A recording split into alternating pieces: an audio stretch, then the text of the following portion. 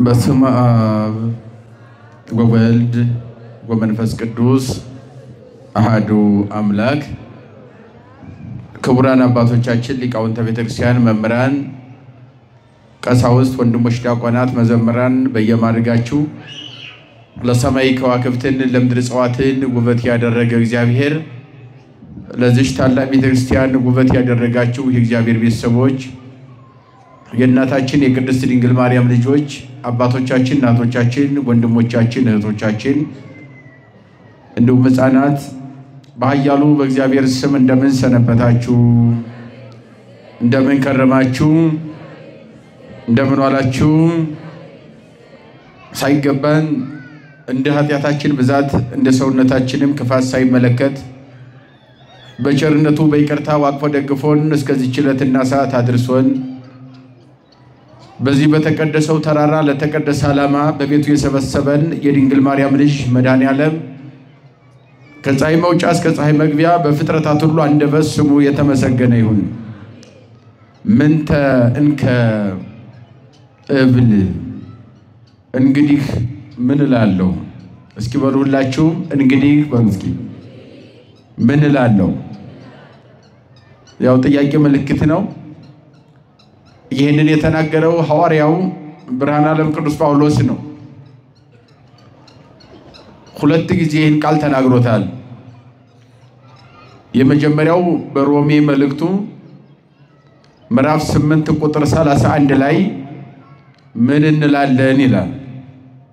የተናገረው ነገር አለ፣ የዘረዘረው ሐሳብ አለ። ከላይ ጀምሮ እየተነተነ ይመጣል። ሲዘጋው ግን ምን እንላለን ይላል። በአንክሮ በመደነቅ ነው ጉዳዩን የሚገልጸው። ሁለተኛው በዕብራውያን መልእክቱ ምዕራፍ 11 ቁጥር 30 ላይ እንግዲህ ምን እላለሁ ይላል። ምን ይላል? ንገሩኝ እስኪ። አይሰማም? እንግዲህ በሉ እስኪ ምን እላለሁ? እንግዲህ በተደሞ ነው ይህን ቃል የሚናገረው ሐዋርያው። ምንድነው ያስደነቀው የሚለውን መጽሐፍ ቅዱስ በትንትን አድርጎ ይተረጉማል።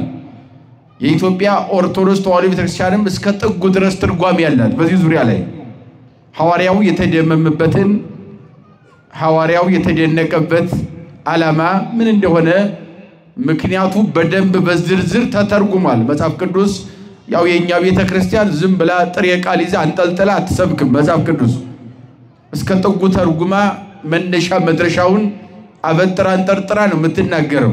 ይሄ ኦሪየንታል ቸርች የምንላቸው ወይም አህቲያ ቤተክርስቲያናት የምንላቸው ወልድ ዋህድ ብለው የሚያምኑ በትምህርት ሃይማኖት ከኛ ጋር አንድ አይነት ሐሳብና ዓላማ ያላቸው እንደኛ መጽሐፍ ቅዱስን አያውቁትም ብንል ማጋነን አይሆንም። ምክንያቱም ጥሬ ቃል እንደማንኛውም አረበኛ ሊሰብኩ ይችላሉ፣ እንግሊዘኛ ሊሰብኩ ይችላሉ፣ ወይም ሂብሩ ሊሰብኩ ይችላሉ፣ ሱርስት፣ ዩጋሪት የተለያየ ሀገር ቋንቋ ሊሰብኩ ይችላሉ። ግን ጥሬ ቃል ነው። ያው ዙሮ ሲገለጥ መጽሐፍ ቅዱስ በጥሬ ቃል ማለት ነው። በቃሉ ጋር ናቸው። የኛ ቤተክርስቲያን የኢትዮጵያ ኦርቶዶክስ ተዋሕዶ ቤተክርስቲያን ትረቃለች፣ ትመጥቃለች። እጅግ መጽሐፍ ቅዱስን እስከ ጥጉ ድረስ የተከደነ አንድም ነገር የለም። ገላልጻ ታስተምራለች። ለዚህም ነው አንድ መምህር አዲስ ኪዳን መምህር ለመሆን 6 ዓመት የሚፈጋው ለማጥራት 6 ዓመት በትንሹ 5 ዓመት ነው አዲስ ኪዳን ብቻ ለማጥራት። ብሉይ ኪዳንን ደግሞ 7-8 ዓመት አስቡት። ሌላውንም በዚያው ልክ ሂዱት። ለምን? ጥሬ ቃል ለማጥናት አይደለም ይህን ዘመን የሚፈጁት።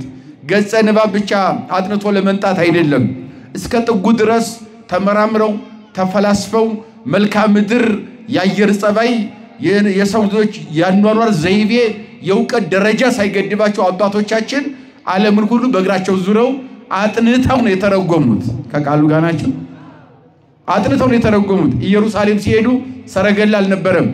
በባህር ላይ ለመሄድ ታንኳ አልነበረም፣ መርከብ አልነበረም። እንዳሁኑ ሲሄዱ ሲጓዙ የነበረው ዓመት 3 ዓመት ፈጅቶባቸው ተጉዘው ሲጓዙም ዝም ብሎ በእግር ተመሂዶ አይቶ እንደው ቃይቶ አይቼ መጣው ለወሬ ብቻ አይደለም የሚሄዱት። መልክዓ ምድር ጭምር ከመጽሐፍ ጋር ስለሚተረጎም ነው። ከቃሉ ጋር ናቸው። መልክዓ ምድር ይተረጎማል። ምስራቁ፣ ምዕራቡ፣ ሰሜኑ፣ ደቡቡ። ሕዝቅኤል በምስራቅ በኩል የተቆለፈች መቅደስ አየው ሲል የት ሆኖ ነው ያየው ብለው ተርጉመውታል። ቦታው ሂደው ነው የተረጎሙት። ምስራቅ በየት በኩል ነው? ምዕራብ በየት በኩል ነው? ቀይ ጎለምሳ ማን ነው? መቅደሷ ማናት? ቁልፉ ምንድነው? ይሄን ለመተርጎም ኢየሩሳሌም ይለዋል አባቶቻችን። ስለዚህ የኛ ቤተክርስቲያን ትርጓሜውን እጅግ አብራርታ ስለምትተረጉም ስለምትተነትን ጥያቄ መልስ የሌለው ጥያቄ የለም። በኢትዮጵያ ኦርቶዶክስ ተዋሕዶ ቤተክርስቲያን ለሁሉም ጥያቄ ምን አለው? ይህን ስላችሁ ግን የኛ ዕውቀት ሙሉ ነው እያልኳችሁ እንዳልሆነ ትረዳላችሁ አይደል? ሙሉ የሆነ መምህር የለም። ባጭሩ ሙሉ አይደለንም እኛ። በልክና በመጠን እግዚአብሔር በገለጠልን ልክ ጥረን ወርደን የተማርነውን ያክል ተምረናል። ለእግዚአብሔር የተውነው አለ፣ በመምህራን ያወቅነው አለ፣ ከመምህራን ወጣ ያለውን በመጽሐፍ የተረዳነው አለ። መምህር መጽሐፍም የማይመልሰው ለእግዚአብሔር የሚሰጥ ነገር አለ። ይመናል ከቃሉ ጋር ናችሁ። ይሄንን ምላችሁ አሁን ሶሻል ሚዲያው ላይ ያለው ሁሉም መምህር፣ ሁሉም ተርጓሚ፣ ሁሉም መልሰይ ስለሆነ በዚህ መካከል ምስኪን የሆኑ ሚመናን የሚንገላቱ ወጣቶች ስላሉ ነው። ከቃሉ ጋር ናችሁ። ብዙ አትንገላቱለት፣ አትንገላቱ። ነገረ መለኮት አጥንተን አንደርስበትም አይምሮን ማሳመም ካልሆነ በስተቀር። ቤተ ክርስቲያን የምትላችሁን ስሙ ነው ባጭሩ። ቤተ ክርስቲያናት ሙሉ ማንን ይዛ? የማን ስለሆነች? የእግዚአብሔር ስለሆነ ሙሉና ቤተ ክርስቲያኗ። የኔ ዕውቀት ይገደባል። የኔ ዕውቀት ተገደበ ማለት ግን የቤተ ክርስቲያኗ ዕውቀት ተገደበ ማለት አይደለም። የቤተ ክርስቲያኗ ዕውቀት በእኔ በአንድ ሰው አይወሰንም። በአንድ መምህር የሚወሰን ዕውቀት የላትም። ጥልቅና ምጡቅ ናት። ሁሉን ነገር አማካሪ የሌለው የሚጠይቀው መምህር የሌለው ከሱ የተሻለ ምንም የሌለ ዓለምን ሲፈጥር ሁሉን ነገር ፈጥሮ ሲገዛ በዓለም ውስጥ ከዓለም ውጭ ሆኖ በመዳፉ ሁሉን ተቆጣጥሮ እየመገበ እየገዛ የሚኖር ብቸኛው ሊቅ አዋቂ ማን ብቻ መሰላችሁ? የድንግል ማርያም ልጅ መድኃኔዓለም ነው። ክብርና ምስጋና ለስሙ ይሁንና እንከን የማናወጣለን። ይሄ ዲዮናስዮስ የተባለ ሊቅ ምን ይላል መሰላችሁ? በዚህ በሃይማኖት አበው ሊቁ ታላቁ ዲዮናስዮስ እና ታናሹ የሚባሉ አሉ። ማለትም ቀድሞ የተነሳ ሊቅና ዘግይቶ የመጣ ሊቅ ማለት ነው። የእድሜ ዘመናቸውን ለመግለጽ ታላቅ ዲዮናስዮስ የሚባለው እይፈቅድ እግዚአብሔር ኃይለ መላክ ለገቢረ ሁሉ ፈቃዱ። እግዚአብሔር ሁሉንም ሲሰራ፣ ሁሉንም ሲያስተምር፣ ሁሉንም ሲመክር የመላክ እርዳታ ያስፈልገውም ይላል። እንኳን የሰው የማን እርዳታ? የሚካኤል እርዳታ ያስፈልገውም እግዚአብሔር። ለእናንተና ለእኔ ነው የሚያስፈልገው። የገብርኤል እርዳታ ያስፈልገውም እግዚአብሔር። ምክንያቱም ሲያስቀምጠው እስመ ውእቱ ፈጣሪሆሙ ለመላእክት። ምክንያቱም ማለት እነሱን ራሱ የፈጠራቸው እግዚአብሔር ስለሆነ ከፈጠረው እርዳታ የማይፈልግ ብቸኛ አዋቂ እግዚአብሔር ብቻ ነው። ክብርና ምስጋና ለስሙ ይሁንና ስለዚህ ሐዋርያው ምን ይላለው ይላል። ምን እንላለን ብሎ በማድነቅ መጽሐፍ ቅዱስን ሲያስተምር መልእክት ሲጽፍ ሐዋርያው 14 መልእክቶችን ጽፏል። መልእክት ማለት የተላከ መጽሐፍ ማለት ነው። አቃሉ ጋር ናቸው። በሮም ሀገር ሆኖ ይጽፍና ኤፌሶን ቱርክ ያሉ ምዕመናን እንዳይበተኑ ጽፎ የላከው ቃል እግዚአብሔር ማለት ነው። መልእክት ማለት እንዳይበተኑ በአካል ተገኝቼ እስከማስተምራችሁ ድረስ ተጽናኑበት ብሎ ጽፎ የላከው ቃል እግዚአብሔር ነው። መልእክት ማለት አያችሁ አባቶቻችን ምን አይነት ዋጋ እንደከፈሉ። አሁን ዛሬ እኛ እንደዚህ በተመቻቸ ወንበሩ ተነጥፎልን ያማረ ወንበር አንበሳ ወንበር አልሆነም ይላል። ስለ ወንበር የሚከራከር ስለ እንጨት የሚከራከር አለ። በአንጻሩ ስለ ምንጣፍ ያኛው ምንጣፍ ካልተነጠፈል የሚከራከር አለ። በስንት ነገር ታጅበን ብዙ ጣዖት ተሸክመን እኛም ብሎ ሰባኪ ሆነን ቆመናል። በእውነቱ አባቶቻችንን ስናያቸው ምንድነን እኛ? በእውነቱ በእነሱ አውደ ምሕረትም የምንቆም አይደለም። አባቶቻችን እስኪ እዩዋቸው ሲነ ቅዱስ ጳውሎስ ጉዞ በሚያደርግበት ኤሎጥያቂ በምትባል ሀገር ጉዞ በሚያደርግበት ሰዓት ወንጌል ለማስተማር ወደ ኢየሩሳሌም ጉዞ እያደረገ የ3 ቀን የባህር መንገድ ነበረበት። ሲጓዝ አንድ ቀን እንደተጓዙ ባህር ላይ መርከቡ ተሰበረ። ተቃሉ ጋር ናችሁ። ምን ተሰበረ? መርከቡ ተሰበረ። መርከቡ ሲሰበር ውሃው ይገባል። መርከብ ላይ ያለውን ህዝቡን መቆጣጠር ጀመረ። ባህሩ ሰው ይንጫጫል፣ ያለቅሳል። እሱ ግን በኤፌሶን ያሉ ምዕመናን እንዳይሰደዱ ጣዖት እንዳያመልኩ ከአምልኮተ እግዚአብሔር እንዳይወጡ ቃለ እግዚአብሔር ይጽፍ ነበረ። የመርከቡ መሰበር አላስጨነቀውም፣ ውሃ መሙላቱ አላስጨነቀውም። ያሉት ምዕመናን ግን በአምልኮተ ጣዖት እንዳይያዙ ቢዝ ሐሳውያን ሐሰተኛ መምህራን ገብተው እነሱን ወደ ሌላ ትምህርት፣ ወደ ጣዖት፣ ወደ ሟርት፣ ወደ ጥንቆላ እንዳይወስዷቸው ለነኛ ቃለ እግዚአብሔር ሲጽፍ 3 ቀን አደርኩ ይላል። ከቃሉ ጋር ናቸው። ስንት ቀን አደርኩ ይላል? አያችሁ እኛ ቢሆን አሁን የመርከቡ መሰበር ነው የሚያስጨንቀን የሚመናን መበተን ምኑ ነው የሚያስጨንቀን አስቡት የውሃው መሙላትና እኛን መቆጣጠር ነው የሚያስጨንቀን ሚመናን ለሚመናን ቃል እግዚአብሔር መጻፍ ነው የሚያስጨንቀን 14 መልእክት ተጻፈ ጳውሎስ ጻፈ ሲባል ዝም ብሎ እንደቀላል ነገር ሁላችን እናያታለን እናነባታለን አያችሁት ግን ምን አይነት ዋጋ እንደከፈሉ አባቶቻችን በጣም በሚደንቅ ሁኔታ ተጠንቶ ያላለቀ ገና ምርምር የሚያስፈልገው ራሱ ጳውሎስ 50 ዓመት የሚጠና ሊቅ ነው ቅዱስ ጳውሎስ ከቃሉ ጋር ናቸው መጽሐፉ ሌላ 50 ዓመት ይፈጃል አልተጠናም በሚበቃው ልክ እስከ ጥጉ አልተተረጎመም ግን ሊቃውንት አባቶቻችን የሚገባን ያክል አስቀምጠዋል እና ምን ተንከብል እንግዲህ ምን ላለው አለ እዚየኑክሙ በእንተ ባርቅ ወሶምሶን ስለ ሶምሶንና ስለ ባርቅ እንዳልነግራችሁም ጌዴዎን ወዮፍታሔ ስለ ጌዴዎንና ስለ ዮፍታሔ ሳሙኤል ወዳዊት ስለ ሳሙኤልና ስለ ዳዊት ወባይዳንህ ነቢያት ስለ ሌሎችም ነቢያት ተርኬ እንዳልነግራችሁ ጊዜ ያጥርብኛልና ምን እላለሁ ይላል አቃሉ ጋር ናችሁ ምን አለ አያችሁት ምን እላለሁ ተርኬ መናገር አልችልም ማለት ይሄ የቅዱሳን ታሪክ ነው ሚመናን የምን ታሪክ ነው አልኳችሁ አንዳንድ ጊዜ ሐዋርያት ቅዱሳን አልሰበኩም ኢየሱስን የሰበኩ ሚሉ ደናቁርታሉ መጽሐፍ ቅዱስ አይገባቸው መጽሐፍ ቅዱስ የተሸከሙ ጥቅስ ተሸክመው ጥቅሱን ማብራራት የማይችሉ ፈሪያስ ድንግጥ የሆኑ መንገደኞች አሉ ስለዚህ ሐዋርያው ቅዱስ ጳውሎስ እኮ ነው ከመስበክም አልፎ ምን እላለሁ አለ ክብራቸውን ዘርዝሬ ለመጨረስ ምን ያጥርብኛል አለ ክብር ለአባቶቻችን ነው ጊዜ ያጥርብኛል አለ አያችሁ ስለነሱ ተርኮ ለመናገር ነው ጊዜ ያጠረበት ዛሬ የምናከብራቸው ቅዱሳን አባቶቻችን ዛሬ ቤተክርስቲያን ጽላት ቀርጻ በስማቸው በዓላት ሰይማ የምታከብራቸው አባቶቻችንን እኛ የነሱን ትሩፋት ገርል ከዳር እስከ ዳር ከመጀመሪያ እስከ መጨረሻ የነ አቡነ አረጋዊ የነ ገብረ ክርስቶስን ዛሬ ስንት ቅዱሳን ናቸው የሚከበሩ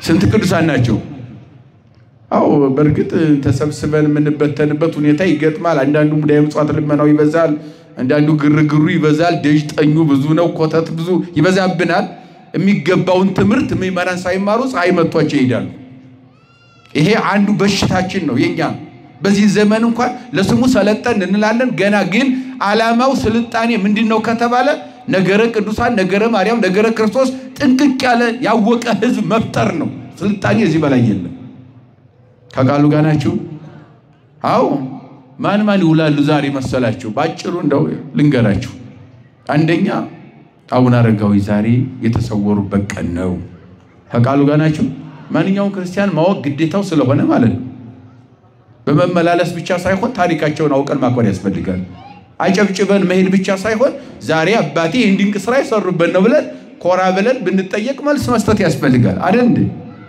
አይደል ምን ያሉበት ቀን ነው ዛሬ አባታችን የተሰወሩበት መሰወር ማለት ሳይሞቱ በስጋ እንደዚህ እንዳሉ ከቅድስናቸው ብዛት የተነሳ ከሞት አፋፍ ተሰውረው እግዚአብሔር እስከሚጠራቸው እኛ ምድራውያን በማናውቀው ሁኔታ ከመላእክት ጋር በመስጋና ቀጥለዋል ማለት ነው አልሞቱም ነፍስ ከስጋቸው አልተለየም ማለት ነው መሰወር ማለት ይሄ ከብሉይ ኪዳን ጀምሮ የመጽሐፍ ቅዱስ ታሪክ ነው ኦሪት ዘፍጥረትን ምዕራፍ 5ን አንብቡት መሰወር ምን እንደሆነ ደግሞ ይሄ መጽሐፍ ቅዱስ አይደለም ሊሏችሁ ስለሚችሉ የኔ ጌታ መጽሐፍ ቅዱስ ነው የአዳም 7ኛው ትውልድ ሳብም አዳም ሄኖክ የተባለው ተሰውሯል በመጽሐፍ ቅዱስ ዘፍጥረት ምዕራፍ 5 አንብቡት አርስታው 10 ሰዎችን አባቶችን ከአዳም ጀምሮ እስከ ኖህ ያለውን ይተነትናል በዚህ ውስጥ በ7ኛ ቁጥር ላይ የሚያስቀምጠው ሄኖክ ይባላል ማን ይባላል ሄኖክ ማለት የታደሰ ማለት ነው ህዳሴ ብሎ ይተረጉሙታል ሊቃውንት እና ይህ ሰው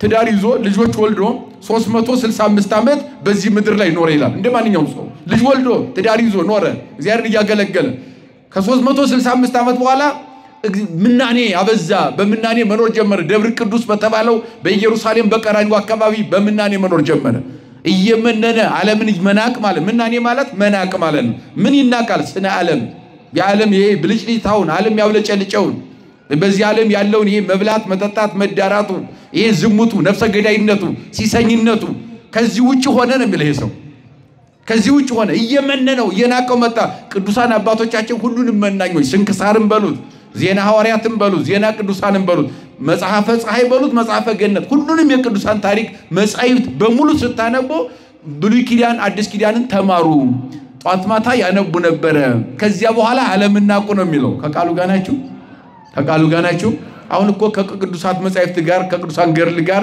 ስለተራራቅን ነው ዓለም ራሱ ጨብጦ ይዞ የሚያሰቃየን ምንም መፍትሄ የሌለው ዓለም ዝም ብሎ ወሃቢ ወቅቱን ቦጭ ሆነ አንድ ቀን ችግር አንፈታ በችግር ላይ ችግር እየጨመርን ያለ ነው መገዳደል ነው መባላት ነው በሰፈሩ በመንደሩ በጎቶ ለምን የቅዱሳንን ታሪክ ማንበብ አቆመናል በሶሻል ሚዲያው ላይ ትንትርክ ነው ጫጫታ ነው ሰው ገመናውን አውጥቶ አደባባይ ላይ እንደ ጌጥ የሚያወራበት ከንቱ ዘመን ያለ ነው ያንኑ ደግሞ እኛው ገንዘብ አድርገነው በዚህ ውስጥ እንዴት ሆኖ ጤነኛ ትውልድ ይፈጠራል አባቶቻችን ታሪክ ብናነብ ግን የነሱን ታሪክ ስንረዳው ዓለምን መናቅ ነው ምን ማለት ነው በዓለም እየኖሩ ዓለምን መናቅ ማለት ነው የእግዚአብሔር የሆነውን ብቻ መያዝ ማለት ነው ከእግዚአብሔር ውጭ የሚያደርግን ነገር መናቅ ማቃለል ዓለማየት ማለት ነው ቦታ ለመስጠት ለዚያ ማለት ነው ስለዚህ አባቶቻችን ተሰወሩ ስንል አቡነ አረጋዊ ዛሬ በደብረ ዳሞ ተራራ ላይ በሰሜን ኢትዮጵያ ተሰወሩ ስንል ከእስያ ከመጡ ከዘጠኙ ቅዱሳን አንዱ ናቸው መጀመሪያ ስማቸው ዘሚካኤል ነው ማን ነው ስማቸው ዘሚካኤል ነው አቡነ አረጋዊ ያልናቸው እኛ ኢትዮጵያውያን ነን የሚገርም የመጀመሪያ ስማቸው ማን ነው ከእስያ ከታናሿ እስያ ነው የመጡ ዘጠኙ ቅዱሳን በሰሜን ኢትዮጵያ ኤርትራን ጨምሮ በአጠቃላይ ገዳማት እንደ ከዋክብት የሚያበሩት ሥርዓተ ምንኩስናው ቆሞ በእግሩ እንዲሄድ የተደረገው በእነማን ነው ቢባል በእነኚህ ቅዱሳን አባቶቻችን ነው ሁላቸውም ገዳም አላቸው እንደውም 2-3 ገዳም ገድመዋል ሥርዓተ ምንኩስናውን እንደዚያው ነው ያሸበረቁት በኢትዮጵያ ላይ የቅድስና መንገድ ምናኔውን በልዩ ሁኔታ እነሱ ናቸው የተረጎሙት ነገር ግን እነኛ አበው ሲመጡ ወደዚህ እነሱ መንገድ እየመሩ የመጡት እኚህ ታላቁ ዘሚካኤል ናቸው ከዚህ ከመጡ በኋላ የሚጣላ ሰው ሲያዩ አያልፉም ነበር ከቃሉ ጋር ናቸው ሰው ተጣልቶ አያልፉም ዘሚካኤል ሳያስታርቁ ከቃሉ ጋር ናቸው ምን ሳይሉ ሳያስታርቁ አልፎ አይሄዱም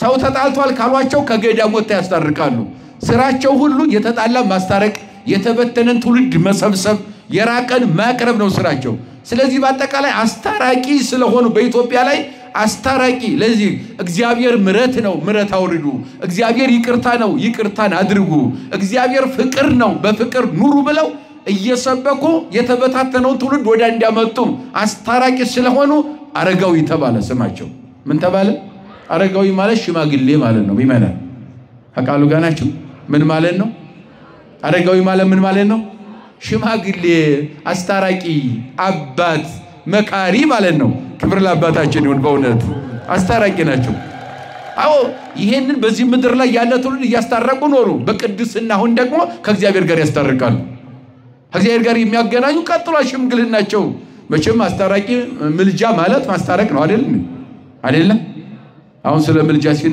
ሲነገር ሰው እመቤታችን ታማልዳል ያታማልድ ቅዱሳን ያማልዳሉ ያማልዱም ጉንጫ አልፋ ክርክር ዓለም ይከራከራል የኔ ጌታ ማማለድ እኮ ሽምግልና ነው እውነቱን ለመናገር ምንድነው አልኳቸው ምን አልበቃን ሆነን ነው እንጂ እኔም እናንተም እኮ እንድናማልድ እግዚአብሔር ሰጥቶናል ግን አልበቃንም ለዚህ አያችሁ ለሰው ልጅ እኮ የተሰጠ ነው ሽምግልና ነው ማስታረቅ ነው ድንግል ማርያምማ ወላዲተ አምላክ ናት ምን ይደንቃል ማስታረቅ ምን አይመጥናትም ክብሯ የድንግል ማርያም የክብሯ ጥግ ወላዲተ አምላክ ናት ምንድነው ክብሯ አረግለጹት ክብር ለእናታችን ይሁን ድንግል ማርያም ወላዲተ አምላክ ናት አያችሁት ረቂቅ ባህር የመለኮት በአይነ ፍጡራን የማይመረመረውን በማይጸኗ 9 ቀን በስጋ ተሸከመችና ዓለማትን ሁሉ ፍጥረትን በሙሉ የሚመግበውን እውርትልን የማይዘነጋ ትንኝን ሳይዘነጋ ፍጥረትን በሙሉ በማለቹ ይዞ የሚመግበውን በቅፏ ይዛጡ ታጠባችሁ ከዚህ በላይ ምን ክብር ያለው እውነቱን ለመናገር ምን ምልጃ አስታራቂነ ሽምግልና ለድንግል ማርያም ጭራሹንም እንኳን ይሄ መጽሐፍ ቅዱስ ተጻፈ አልተጻፈ ብለው የሚከራከራሉ ተጻፈ አልተጻፈ ትርጉም ነው እንዴ ድንግል ማርያምን ይገልጣታል እንዴ ይመጥናታል አይመጥንም ምክንያቱም እሷ ወላዲተ አምላክ ናት በቃሉ ጋር ናቸው አምላክ ሲወለድ አዲስ ኪዳን ተወለደ አምላክን ድንግል ስለወለደችው ብሉይ ኪዳን አዲስ ኪዳንን ወለደው ድንግል ማርያም አምላክን በመውለዷ የተወለደ መጽሐፍ ቅዱስ ድንግል ማርያምን አይጠቅስም ብሎ መከራከር ይቻላል እንዴ ሉቃስ 1 ላይ ትጸንሻለሽ አላት ትወልጃለሽ አላት ስሙ ኢየሱስ ይባላል አላት የዓለም መድኃኒት ነው ትርጓሜው ዓለምን ያድናል መድኃኒት ነው አላት እሷም ብዙ ተከራከረች ከብዙ ክርክር በኋላ ይሁንልኝ አለች አምላክ በማይጸኑ አደረ ጨረሰ እኮ እዚህ ላይ ክብሯ እኮ ወላዲተ አምላክ ናት ምንድነው አዎ ቅዱሳን አባቶቻችንም ያማልዳሉ ያማልዱ ክርክር የለውም ምክንያቱም ከዚያ በላይ ለመንግስተ ሰማያት ተጠርተዋል እንደራሲ ሆነዋል በምድር ላይ ሆነው ሰውን ያስታርቁ በእግር እየተመላለሱ ያስታርቁ እንደነበረ አሁን ተሰውረው ከመላእክት ጋር እየዘመሩ እኛን ከእግዚአብሔር ጋር በአማላጅነታቸው ያስታርቃሉ ምን ይላሉ ያስታርቃሉ ስለዚህ በማስታረቃቸው ስማቸው ማን ተባለ እነማን ሰየሟቸው በዚህ ስም እነማን ጠሯቸው ኢትዮጵያውያን እኛ ልጆቻቸው እንጠራቸዋለን ምን ብለን አረጋዊ አስታራቂያችን በስጋም በዚህ ምድር ላይ ሲያስታርቁ የኖሩ አሁንም ደግሞ ተሰውረው እሳቸው እስከ ለተምጻት እግዚአብሔር ደግሞ በዚያ በሰማይትነት ከሚጠራቸው ድረስ ተሰውረው ያማለዱ ከእግዚአብሔር ጋር ያስታረቁን የሚኖሩ አቡነ ማን እንላቸዋለን አረጋዊ እንላቸዋለን የሳቸው በዓል ነው ዛሬ ታሪኩ ሰፋ ያለ ነው ብዙ ታምር ያደረጉ አባታችን ናቸው እነ ደብረ ዳሞ እነ ዙራባ ጽርሐርያም ይመሰክራሉ ተራራዎችን ሁሉ እንደውም ሰው የማይወጣበት ተራራ እየፈለጉ በዚህ መውጣት ፈልጋለሁ ይሉታል እግዚአብሔርን ጌታዬ እዚህ ተራራ ላይ ወጥቼ ስምህ እንዲቀደስበት መቅደስ እንዲሰራ ከዋክብት የሆኑ መናንያን እንዲመሰረቱ እፈልጋለሁ ይላሉ ለእግዚአብሔር እግዚአብሔር ደግሞ በመላኩ አማካኝነት በዚህ በኩል ውጣ ብሎ መንገድ ይመራቸዋል ዙራምባ የሚባለው አሁን በዚህ በደቡብ ጎንደር ያለው ዝማሬ መዋሴት የሚመሰከርበት ቦታ ቅዱስ ያሬድ ከአቡነ አረጋዊ ዘሚካኤል ጋር ሄደው በዚያ ጉብኝት በኪደተ እግር ድጓ ያስተማረ ሊቁ ጉዞ አብረው በሚያደርጉበት ሰዓት ያንን ተራራ ተመለከቱት እዚህ ተራራ ላይ መውጣት ፈልግ ነበር መውጫው ግን የለውም በየት በኩል ልውጣ ሲሉ የእግዚአብሔር መልአክ ተገለጠና አባ በዚህ አይደለም በዚያ በኩል ዙርና ውጣ አለው ዙር አባ ተባለ በዚያው ቦታው ምን ተባለ በዚያ በኩል ውጣ አባ ዙር በዚያ ብሎ የእግዚአብሔር መልአክ ባላቸው መሰረት አሁን ዙር አባ ይባላል ቦታው ወይም ዙር አምባ ተብሎ ይጠራል ማለት ተራራውን አምባ እንለዋለን ዙር አባ ነው ግን ታሪኩ ማለት ነው ከቅዱስ ያሬድ ጋር እዚያ ተያይዘው ወጡ ተራራው ላይ ማንንም የማይወጣውን ተራራ በእግዚአብሔር ኃይል ከወጡ በኋላ ዝማሬ መዋሴት በዚያ ቦታ አስተማረበት ዛሬ ምስክሩ እዚያ ነው መምህሩ ነው ተመርቆ የሚወጣው እዚያ ነው የትም ቦታ ቢማር ማለት ነው ሌላው ደብረ ዳሞ ላይ ሄዱ ወደ ደብረ ዳሞ ሄደው ይሄ የስም መጠሪያ የክብር መገለጫ ሊሆን ይገባዋል ተራራው በዚህ ላይ መናንያን ይፈራሉ ከዋክብትም በዚህ ምድር ላይ እንደ ከዋክብት የሚያበሩ መነኮሳት ይፈጠራሉ ተራራውን ፈልገዋለሁ ላንተ ክብር ብለው እግዚአብሔርን ጠየቁ ከዚያ በኋላ እግዚአብሔርም ዘንዶን አዘዘላቸው ይላል መጽሐፉ ስንክሳሩ ላይ ተጽፏል ድርሳኑ ገድላቸውም ላይ ማንበብ ትችላላችሁ በቅዱሳን መዝገብም ላይ ወይም መዝገበ ቅዱሳን ላይ ተዘግቦ እናገኘዋለን በዘንዶ ጅራት ዋርግ ውስጥ ደብረ ዳሞ በዘመነ ተመን ነው የሚለው ተመን ማለት ዘንዶ ማለት ነው ዘነ ማለት ደግሞ ጅራት ማለት ነው በጅራቱ ተመጠመና ዘንዶ በጥርስ እንዲያትነካው አገልጋይን ነገር ግን ወገቡን አስረህ በጅራቱ ውጣለው እግዚአብሔር ዘንዶውን አዘዘው በዚያ አማካኝነት ተራራው ላይ ወጡ ዛሬ ጥቅምት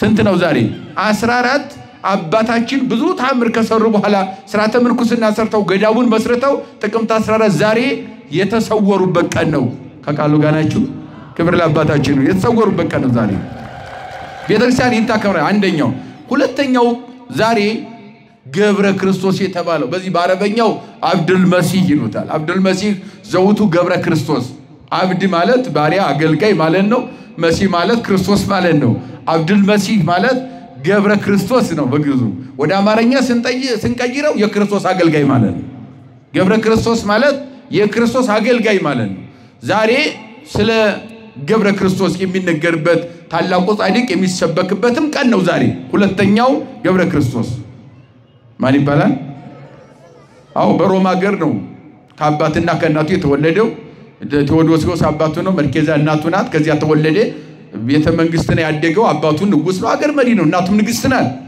አቅመ አዳም ሲያደርስ እናጋባው ብለው አጋቡት እሱ ሳያማክሩት በሚያገባበት ሰዓት አይኔ ሰማያዊ ሙሽራ ነኝ ዓለምን ምንን የሚለው የእግዚአብሔር ቃል አለ እሱ ውስጤን ተቆጣጥሮታል የምድር ሙሽራ መሆን አልፈለኩም ፍላጎቴ ከእግዚአብሔር ጋር በመንግስተ ሰማያት በማያልፈው ዓለም ጫጉላይም የእግዚአብሔር መንግስት ነው በዚያ ነው የምኖረው ብሎ በሌሊት ይላል ለሱ የታጨችለትን ባጫጉላ ውስጥ የነበረችውን እህቱን ራሷን ሳማት አጽናናት አስተማራት ነገራትና ምናኔን መረጠና ወጥቶ ጠፋ ይላል ከዚያ በኋላ ንጉሱ አባቱ ምን አደረገ ብዙ ገንዘብ አዘጋጀ በዓለም ላይ የሚበተን ፈላጊ ብዙ ሰራዊት አዘጋጀ ገንዘብ ይዘው ለነዳያንም በየትኛው ማቅጣጫ ለመንገደኛ እየበተኑ ገብረ ክርስቶስን ፍለጋ ማለት ነው ከዚያ በኋላ ያባታ አገልጋዮች ነገስን ሰራዊቱ እየፈለጉ ነው ብዙ ገንዘብ ተበትኗል የታመልጣለ ብለው ሲነግሩት ማመልጥበት መንገድ እግዚአብሔር ያውቃል አለ ማን ያውቃል እግዚአብሔር ያውቃል አለ ከዚያ በኋላ ባለበት ቦታ ርቆ ሳይሄድ ምን አለ እግዚአብሔር ሆይ ቆዳዬን በቁስል ቀይርልኝ አለ እግዚአብሔር ናያችሁ ምን አለ በቁስል ቀይረው አለ ሙሉ ቆዳው በቁስል ተቀየረ ይላል መጽሐፍ ስንክሳሩ ስታነቡት በቁስል ከተቀየረ በኋላ እያለፉት ይሄዳሉ ሰራዊቱ ሄደና ድሃዎች ጋር ቁጭ ይላል ቤተክርስቲያን የእመቤታችን የድንግል ማርያም ቤተክርስቲያን ፈልጎ በዚያው ሰዓታቱን እያዳመጠ ማይለቱን እያዳመጠ መኖር ጀመረ ይላል ቅዳሴው ቆሞ እያስቀደሰ ቆዳው ተለውጧል ያባቱ ሰራዊት እየመጡ ለነዳያን ገንዘብ እየመጸወቱ እሱን ይጠይቃሉ አብሮ ገንዘብ እየተቀበለ ነዳያን ጋር ኖረ ይላል ከማን ጋር ኖረ ቀን ከአባቱ ገንዘብ ይቀበላል ሌሊት ደግሞ ለዚያው ለነዳያን ያድላቸዋል የራሱን ገንዘብ ቀጠለ በዚህ ህይወት አያችሁ ከዚያ በኋላ በቤተክርስቲያን ከቆየ በኋላ የተወሰነ ጊዜ በአባቴ በርህ ጀልቀመጥ ብሎ ቀጥታ ወደ አባቱ ቤት ሄደ ወደ ቤተ መንግስቱ ሄደ ከየት የመጣ ነህ እንደ አይነት ቁስል ያለበት ሰው ከነገስታቱ በር ሊቀመጥ አይገባም ከማይበረሰብ ጋር መገናኘት የለበትም አንተ በቁስል ሰውነት የተመታ በሽተኛ ነህ ለምን እዚህ መጣህ አሉት የአባቱ አገልጋዮች ዘበኞቹ ጠባቂዎቹ ባሪያዎቹ ቅጥረኞቹ ይህንን አሉት አይ ግደለም ለንግስቲቱ ንገሩልኝና እኔም በላው ፍርፋሪም ያስፈልገኛል ሌላ ምንም እንክብካቤ አልፈልግም በዚያው መቀመጥ ፈልጋለሁ ማረፊያ ስጡኝ ብሎ ጠየቀ እናቱ ተጠርታ መጣችና አየችው አይ ግደለም ይሄ በእግዚአብሔር ዘንድም ስለሚያስጠይቅ አትግፎት እዚያው ጎጆ ስሩለት ብለው እዚያው ከውሾቹ አጠገብ ጎጆ ሰሩለት ማረፊያ እስከ ቁስሉ እዚያ አረፈ ይላል መጽሐፍ ከዚያ በኋላ ነገስታቱ ከሚበሉት አይደለም ጥበቃዎቹ ከሚበሉት ፍርፋሪ ሲተርፋቸው ስጡ ተብሎ ለውሾች ከሚሰጠው ይሰጡት ነበር ያንን እየበላ ቁስሉ ደግሞ በሚያመው ጊዜ በሚጠዘጥዘው ጊዜ ውሾች እንደ ሐኪም ሄደው ይልሱለታል ይልህሱ ቁሰሊሁ አክልብተ አቡሁ ያባቱ ውሾች ቁስሉን ይልሱለት ታክሞ እንደዳነ ሰው ይቆጥረው ነበር ደስ ይለዋል ህመሙ ይለቀዋል አለ እንደዚህ ሆኖ 15 ዓመት በአባቱ በር ላይ ተቀምጦ ኖረ ይላል አቃሉ ጋራችሁ ስንት ዓመት ወነበረ ወስተደደ አቡሁ 15 ዓመት እንዘይልህሱ አክልብት አቡሁ ቁሰሊሁ ያባቱ ውሾች ቁስሉን እየላሱለት በዚያ በሽታ ሆኖ ፍርፋሪ እዚያ ያገኘውን እየበላ ትንሽ እየቀመሰ ከውሾች ጋር አብሮ ሆኖ 15 ዓመት በአባቱ በር ላይ ኖረ ይላል ከዚያ በኋላ እግዚአብሔር ምን አለው በራይ ተገለጠና ወዳጄ ገብረ ክርስቶስ አብዱል መሲህ በእነሱ ቋንቋ እዚህ በኋላ ይበቃል ዓለምን ንቃታል ሐዋርያው ቅዱስ ጳውሎስ እንደተናገረው አነኒ ምውት በዓለም እኔ በዓለም የሞትኩ ነኝ ዓለምን ይንገላኛለኝ ወዓለምኒ ምውት በሐቢ ዓለምንም ገድያታለሁ ዓለም በኔ ዘንድ የሞተች ናት እኔ በዓለም ዘንድ የሞትኩ ነኝ እስኪ በሉ ዓለም በሉ እስኪ በኔ ዘንድ የሞተች ናት እኔም በዓለም ዘንድ የሞትኩ ነኝ ያ ማለት ዓለም ጋር አልተገናኘንም ማለት ነው እኔ እሷን ፈቃድ አልፈጸምኩም እሷም እኔን ፈቃድ አልፈጸመችም አልተገናኘንም ተናንቀናል ማለት ነው አያችሁ ለምን በሶሪያ ጠርሴስ ተወልዶ ያደገው ታላቁ ሐዋርያ መጀመሪያ ሳውል የተባለ ለክርስትና ጸር ከነበሩ አይሁዶች መካከል አንዱ የነበረ በኋላ በመብረቅ ከተጠራ በኋላ ምርጥቅ አድርጌያለሁ ወንጌል ተሸከመ በዓለም ተዞራለ ብሎ የወንጌል ተሸካሚ ምስክሩ ያደረገው ታላቁ ሐዋርያ ቅዱስ ጳውሎስ በመጨረሻም ለሰይፍ ለስለት አንገቱን ሰጥቶ ፈጣሪውን ያከበረ በአዲስ ኪዳን ውስጥ ጎልቶ የሚታየው ዓለም አቀፉ ሰባኪ ሐዋርያ የሚስጥር ኮከብ ይባላል በአዲስ ኪዳን ሊቃውንት አባቶቻችን ያ ታላቁ ምን አለ ዓለምን እኔ ገድያታለሁ ዓለምን ምን እንገላኛል ወይም እኔ በዓለም የሞትኩ ነኝ እሷን በኔ ዘንድ ምን ያለች ናት አለ አዎ ምክንያቱም ስለሚበላ ስለሚጠጣ በዚህ ዓለም ስለሚያስፈልገው የዓለም ጌጥ ውበት ብልጭልጭታ ምንም ነገር ምን አላለኝም አልማረከኝም ማለት ነው ድንኳን ይሰፋ ነበር አንድ ሙያ ነው ያለኝ አለ ድንኳን ሰፋለሁ ድንኳኑን ሰፍቼ ሸጣዋለሁ ከሸጥኩት በኋላ የዓመት ልብስ የዕለት ጉርስ ከበላው በኋላ ለነዳያን መጸውታለሁ ከኪሴ ብር ያድርም የማንንም ጥገኛ ላለመሆን ድንኳን እየሰፋው ኖርኩ ይላል ሐዋርያው ፈቃሉ ጋር ናቸው ምክንያቱም የሚበላው ሲያጣ ሐዋርያ ጠጋ ይላል ምግብ ፍለጋ ጠጋ ሲል ብዙ እንቅፋት አለ። ዓለምን ይህንን ያክል ነው የገደላት ገድያታለሁ አለ። በእኔ ዘንድ ቦታ የላትም አለ። ስለዚህ እነኛ አባቶቻችንም 15 ዓመት በአባቱ በር አያችሁት በአባቱ በር ወድቆ የእግዚአብሔር መንግስት ደጅ ጠና ነበር። ምድራዊ መንግስትማ በእጁ ነበር ወራሽ ነበር እኮ ስላልፈለገው ነው። አያችሁ ይሄ ደግሞ መጽሐፍ ቅዱስ አይደለም የሚል ይኖራል። ሙሴን ተመልከተው የሙሴን ስራ ላይ ደገመው 40 ዓመት በፈርዖን ቤት የልጅ ተብሎ ካደገ በኋላ ኦሪት ዘጸአት ምዕራፍ 2 ላይ እምድረ ኮኖ ለሙሴ 40 ዓመት ከሆነ በኋላ ሙሴ ካደ የፈርዖን የልጅ መባል አልፈለገም።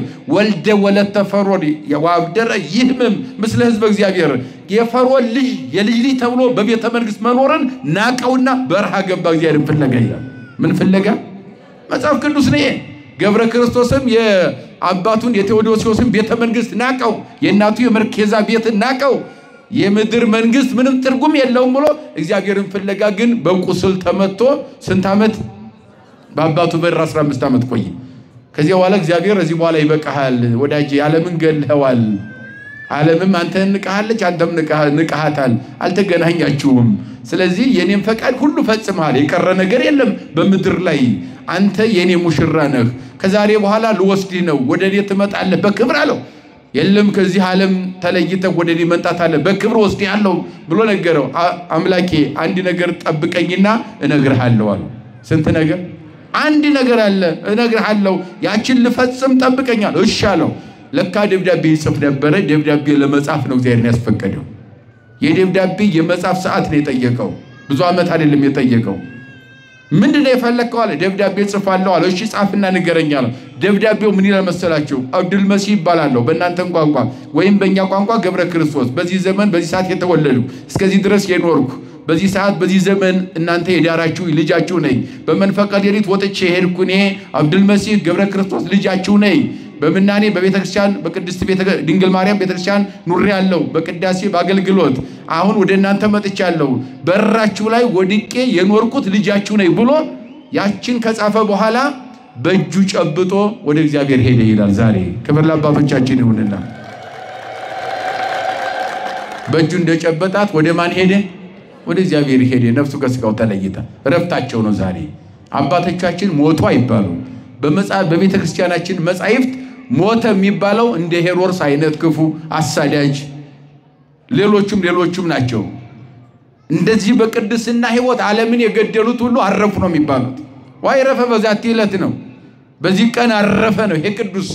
ዛሬ መጽሐፉ የሚለው አረፈ ማለት ከዚህ ዓለም ድካም አረፈ ወደማያልፈው ዓለም ሄደ።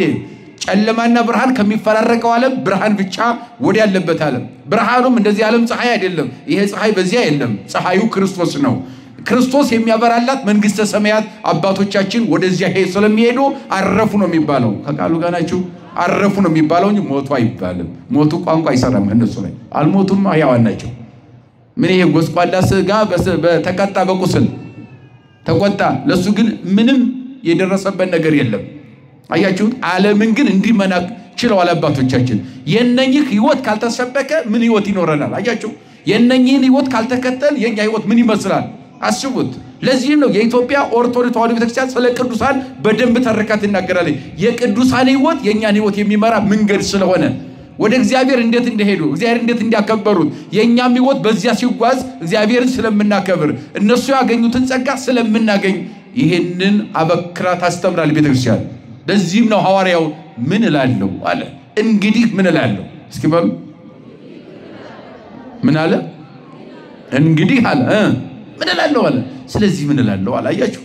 የነኝን ቅዱሳን ታሪክ ተርኮ ነው የነበሩትን ከአቤል ጀምሮ በዘረዘረ ተረጎመና ምን እላለሁ አለ። ምን እላለሁ? ሌላው ሁለተኛው ይሄ ገብረ ክርስቶስ ዛሬ የአባታችን ረፍት ነው። ስምክን የጠራ ዝክርን የዘከረ የቅዱሳን ቃል ኪዳን መጨረሻው ይሄ ነው። እግዚአብሔር ሲወስዳቸው ዝም ብሎ አይወስዳቸው። የደከምኩት እኮ ለሕዝብ ነው ይላሉ። አያችሁ? ጥያቄ አላቸው። ጌታ ሆይ የደከምነው እኮ ለሕዝቡ ነው። ለኛማ እኮ ዕለቱን ወደ አንተ መንጣት እንችላለን ጥራል ብለን በተለያየ ምክንያት እኮ ሰው ይጠራል። ይሄ ሁሉ መጎሳቆላችን መድከማችን እኮ ለሕዝባችን ነው። በዚህ ምድር ላሉት ነው። በዚህ ምድር ላሉት ከዋክብት ለክርስቲያኖች እኮ ነው። ለልጆቻችን እኮ ነው። ወደፊት ስማችን እየጠሩ ለሚኖሩት በቤትህ ደጅ እየጠኑ አንተን ለሚያመሰግኑ ለነኚህ እኮ ነው ይሄ ሁሉ ጣውረድ ድካማችን ይላሉ። ስለዚህ የእግዚአብሔር መልስ ምንድነው? ስማችሁን የጠራ ዝክራችሁን የዘከረ መጽሐፋችሁ ገድላችሁን ያነበበ የተረጎመ ያዳመጠ ሁሉም እናንተ የገባችሁበት መንግስተ ሰማያት ይገባል። መጨረሻቸው ይሄ ነው። አባቶቻችን የምናከብራቸውም ለዚህ ነው። ቃል ኪዳን እግዚአብሔርን አስገብተው ነው የሚሄዱት። ስለማን ንገሩኝ? ስለማን? ስለኛ ቃል ኪዳን አስገብተውት ነው። ደግሞ የእግዚአብሔር ቃል ኪዳን ዘመን አይሽረውም፣ አረፍተ ዘመን አይገታውም። ዓለም እንኳን አልፎ ለዘላለም ቆሞ ይኖራል። የማን ቃል ኪዳን? ክብር ለእግዚአብሔር ይሁን። የእግዚአብሔር ቃል ኪዳን ዘመን አይሽረውም። ሰማይና ምድር ያልፋል፣ ቃሌ ምን አይልም። ቃሌ ማለት ቃል ኪዳን የገባው ቃል ኪዳን ሰማይም ምድርም ርበ ሰማይ ግዘፈ ምድር የሰማይ ስፋት የምድር ግዝፈት ተጠቅሎ ቢያልፍም ወደ ጉድጓድ ቢገባም ይሄ ቃል ኪዳን ግን አያልፍም። ሰማይና ምድር አሳልፎ ለዘላለም ይኖራል። የእግዚአብሔር ቃል ለማን የገባው? ለቅዱሳን።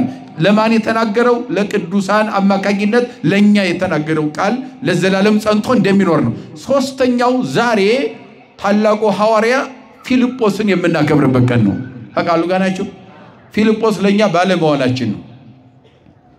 በሐዋርያ ሥራ ምዕራፍ 8 ላይ ስታነቡ ኢትዮጵያዊ ጃንደረባን ያጠመቀው ዛሬ ነው። ከቃሉ ጋር ናቸው። ኢትዮጵያዊ ጃንደረባ ባኮስ ይባላል። ባኮስ የሚባለው ኢትዮጵያ የንግስቲቱ የገንዘብ ሚኒስተር ማለት ነው። ገንዘብ ያዥ ማለት ነው። ወደ ኢየሩሳሌም ሄዶ ነበር። ያን ጊዜ ኢየሱስ ክርስቶስ ባረገበት ሰዓት በ34 ወዳው አድርጎ ወንጌል እየተሰበከ አይሁድ እየተቃወሙ ክርስቲያኖችም እየተጋደሉ ወንጌልን ለማቀጣጠል ዓለምን ለማብራት ዋጋ በሚከፍሉበት ዘመን ኢየሩሳሌም ተገንቷል። እኛን ወክሎ ክርስቲያኖችን ሁሉ ወክሎ ማለት ነው። በዚያን ጊዜ ዋሐዘ ያልብ መጽሐፈ ኢሳይያስ ይላል። የሐዋርያት ሥራ 8ን አንብቡት ቤታችሁ፣ ታሪካችን ስለሆነ የኢትዮጵያ ኦርቶዶክስ ተዋሕዶ ቤተክርስቲያን የክርስቲያኖች መሰረታቸው ይሄ ጃንደረባ ነው። ኢየሩሳሌም ብሎ ክርስትናን ያመጣው ያበራው በገሃድ ማለት ነው። ተጠምቆ መጣ። መጽሐፈ ኢሳይያስ ያነባል። ስለኛ ተገረፈ፣ ደቀቀ፣ ስለኛ ቆሰለ፣ በቁስሉኛ ተፈወሰ የሚለው ሲያነብ ይሄ የምታነበው ገብቷል አልገባህም አለው። ኢትዮጵያዊ ነው የሚያነበው መጽሐፉን። ሐዋርያው ፊልጶስ ምን አለው? መንፈስ ቅዱስን የተቀበሉበት ሰሞን ነውና ይሄ የምታነበው ገብቷል አለው። እንዴት ሳይነግሩት ሳይተረጉሙልኝ ይገባኛል አለ ኢትዮጵያዊው። ከቃሉ ጋር ናቸው። ሳይተረጉሙልኝ እንዴት ይገባኛል አለ።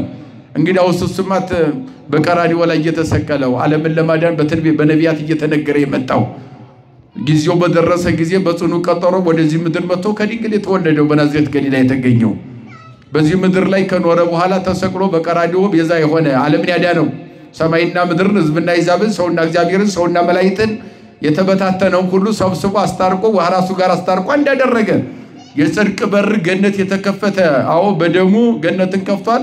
እንደ ሲወልድ የበረበረው ሙቶ የተነሳው የሞት ማሰሪያን የቆረጠው መቃብርን እርቃኑን ያስቀረው እሱ እኮ መድኃኔ ዓለም እኮ እሱን ነው እየተረጎመልህ ያለው። ይህንን አላወቅም? ይህን ውለት አለው። እንዲህ ስተረጎምልኝ አውቃለሁ፣ አምንም አለው፣ እቀበለዋለሁ።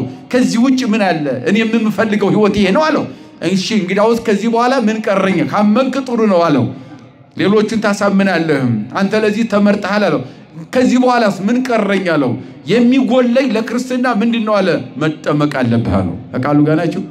ያመነ የተጠመቀ ምን ይላል ነው ወንጌል? አምኛለሁ ተቀብያለሁ አለ። እንግዲያውስ መጠመቅ ይቀራል። ማን ይከለአኒ ተጠምቁ አለ። እንደዚያ ከሆነ ታዲያ አመንኩበት መጠመቅን ማን ይከለክለኛል አለው። እሺና እንግዲያውስ እንውረድ ብሎ ወጋዛ ሰርጥ ወርደው አጠመቀው ይላል። ሐዋርያው አጠመቀው። ያምን ጃንደረባውም ተጠምቆ ለኛ ክርስትናን ያመጣ እነኚህ ቅዱሳን አባቶቻችን የሚታሰቡበት ቀን ነው። ክብር ለአባቶቻችን ይሁንና እነኚህ አራቱ ቅዱሳን አያችሁ። ሌላው ሙሴ ጸሊም የሚባል ነው። ሙሴ ጸሊም የሚባለው ከገብረ ክርስቶስ ጋር ተመሳሳይ ታሪክ ያለ ነው። ከጫጉላ ወጥቶ የመነነ ነው። ይሄ ታሪኩ አንድ አይነት ነው፣ ብዙ አይራራቅም። የእናትና የአባት እንደገናም ደግሞ ታሪክ የተወለደበት ቦታ ካልሆነ በስተቀር እንትን ያለ አይደለም፣ የሚራራቅ አይደለም። እነኚህ ሁሉ ቅዱሳን ዛሬ ይከበራሉ። አያችሁ። ስለዚህ ሐዋርያው ምን አለ? ስለነኛ ተናገረና ስለ ሃይማኖትና ስለ ሃይማኖተኞች አንቀጸ ሃይማኖት በሚባለው ትምህርቱ ላይ ይሄ ቅድም ያልኳችሁ ዕብራውያን ምዕራፍ 11 አንቀጸ ሃይማኖት ነው የሚባለው። ስለ ሃይማኖትና ሃይማኖተኞችን ነው። እምነትና ስራ አስተባብረው ያዙ እና አቤልን ይጠቅሳል። እግዚአብሔር በእምነቱ ደስ አሰኘው። በመስዋዕቱም ይላል ይቀጥልና ኖህን ይጠቅሳል ከነ ኖህም እንደገና እነ ሄኖክን ይጠቅሳል መሰወራቸውን በጸሎታቸው በእምነታቸው ደስ ማሰኘታቸው እግዚአብሔርን በመስዋዕታቸው አብርሃምን ይጠቅሳል እዚያ ይቀጥልና ይስሐቅ ያዕቆብ እያለ ይቀጥላል ሙሴን ይጠቅስና ስለ ባርቅ ስለ ዮፍታሔ ስለ ሶምሶን ስለ ጌዴዎን ስለ ሳሙኤል ስለ ዳዊት ስለ ሁሉም ተርኬ እንግዲህ ምን እላለሁ ስለ ሁሉም ስለ ተርኬ እንዳልናገር ጊዜ ያጥርብኛልና እንግዲህ ምን እላለሁ ይላል ፈቃሉ ጋር ናችሁ ስለ ስንቱ ተርከን እንጨርሰዋለን የቅዱሳን አባቶቻችንን ታሪክ ተርከን እንጨርሰው ከዳር እስከ ዳር ድረስ ከልደት እስከ እረፍታቸው ድረስ ተጋድሎውን በእያንዳንዱ ደረጃ ተርከን እንጨርሰው ሌላው በዚህ በሮሜ መልእክቱ ላይ ሮሜ 8 በተለይ ከቁጥር 30 ጀምሮ እስከ 34 ድረስ ያለው በጣም በሚድንቅ ሐዋርያው ደግሞ በዚህ ላይ ደግሞ ምን ይላል ወለለም ሳራ ሐሬወሙ ብሎ ይጀምራል አስቀድሞ የወሰናቸውን መረጣቸው ይላል እስኪ በሉ አስቀድሞ በሉ እስኪ የመረጣቸውን ወሰናቸው የወሰናቸውንም አከበራቸው ያከበራቸውንም በሉ እስኪ ጠራቸው የጠራቸውንም አጸደቃቸው እንግዲህ ምን እንላለን ይላል እዚህ ላይ ደግሞ ምን አለ እግዚአብሔር ያጸደቀውን ማን ይኮንናል የለም አይደል ኮንዳኛል እንዴ በየት ይሉ ይኮንናል ከሱ በላይ ኮንዳኝ አጽዳቂ የለም በቃ አጸደቀ ለዚህ ነው እኛ እግዚአብሔር ያጸደቀውን መኮንን አይችልም ነው እግዚአብሔር ያከበረውን ፍጡር ማክበርም አዋረድም አይችልም ነው ዓለም እንደምታዩት ነው ያለው ይብድ ዓለም ነው ዓለም አሁን ሰይጣን ዓለምን የተቆጣጠረበት ሁኔታ ነው ያለው 24 ሰዓት ተጥዶ ስለ ድንግል ማርያም ስለ ቅዱሳን አባቶቻችን በመሳደብ ሃይማኖት ትክክለኛ እምነት ያዙ ይመስላቸው ከንቱ ሰዎች አሉ እሱ አንድ ጊዜ አክብሯቸዋል አጽድቋቸዋል ወስኗቸዋል ጠርቷቸዋል መርጧቸዋል እግዚአብሔር የመረጠውን ያከበረውን ፍጡር ሊያዋርድ አይችልም ይችላል ክብር ለአባቶቻችን አይችልም እውነታው ይሄን ምን እላለሁ አለ ምንስ እናገራለሁ ይላል ወዲያው በተደሞ በአንክሮ ነው የሚገልጻቸው ቅዱሳንን እንደዚህ ስለተረኩ በዘመን ሂደት ደግሞ የነበሩትን ቅዱሳን በዘመኑ ተረካቸው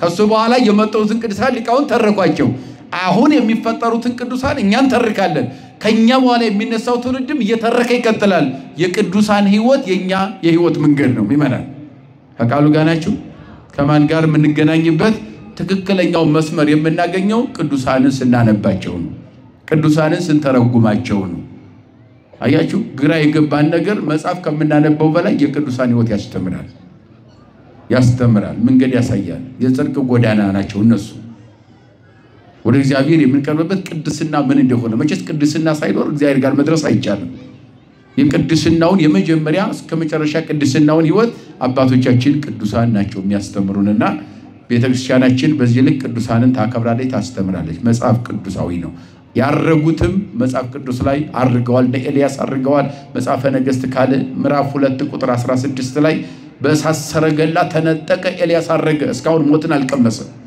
መጽሐፈ ሄኖክ ምዕራፍ 4 ላይ ኦሪት ዘፍጥረት ምዕራፍ 5 ላይ ሄኖክ ተሰወረ ተከብተ ሄኖክ ተሰወረ ዋልቦ ዛይመረ ሀበ ተከብተ ሄኖክ የተሰወረበትን ምድር የሚያውቅ የለም ዘንበለ እግዚአብሔር ባይቲቱ ያንን ምድር የሚያውቀው ማን ብቻ ነው እኛ የምናውቀው ደብረ ዳሞ ላይ እንደወጡ ነው አባታችን አይደለ ከዚያ ተሰወሩ የተሰወሩበትን ቦታ ግን እዚህ ነው ብሎ ፍጡር አይተረጉመው ማን ነው የሚያውቀው እግዚአብሔር ነው ስለዚህ መጽሐፍ ቅዱስ ነው መሰወር ማለት ነው ቅዱሳንን መስበክ ቅድም ነገርኳችሁ ዘሌዋውያን ምዕራፍ 11ን አንብቡት ሮሜ መልእክትን ምዕራፍ 8ን አንብቡት ቅዱሳንን በዓለም ላይ እንዴት አድርጎ ታላቁ ሐዋርያ ቅዱስ ጳውሎስ ሰበከ አልጠግብ ሲል ጊዜ አጠረውና ጊዜ አጥሮብኛል አለ ምን አጠረብኛል ጊዜ አጥሮብኛል ምን ብዬ ልንገራችሁ እንግዲህ ምን እላለሁ ምንስ እናገራለሁ ብሎ ባንክሮ ትምህርቱን ዘግቶታል የቅዱሳን አባቶቻችን በረከት